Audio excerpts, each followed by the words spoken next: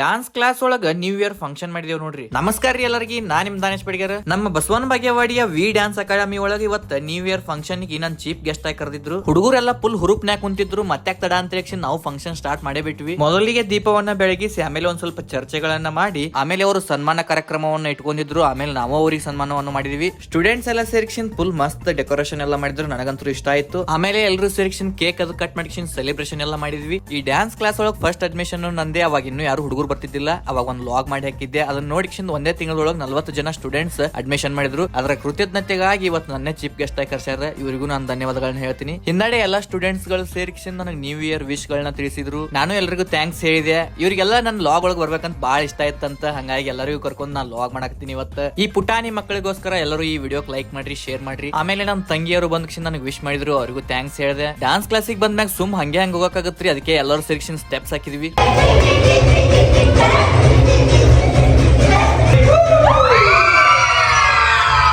ಆಮೇಲೆ ಕ್ಲಾಸ್ ಅಲ್ಲೇ ಎಲ್ಲರಿಗೂ ಊಟದ ವ್ಯವಸ್ಥೆಯನ್ನು ಮಾಡಿದ್ರು. ಅಲ್ಲೇ ಎಲ್ಲರೂ ಸೇರಿಸಿ ಊಟ ಮಾಡ್ಕೊಂಡ್ ಬಂದ್ವಿ ನೋಡ್ರಿ. ಹಾಗೆ ವಿಡಿಯೋ ಇಷ್ಟ ಆಗಿದ್ರೆ ಎಲ್ಲರೂ ಲೈಕ್ ಮಾಡ್ರಿ, ಶೇರ್ ಮಾಡ್ರಿ. ಧನ್ಯವಾದಗಳು.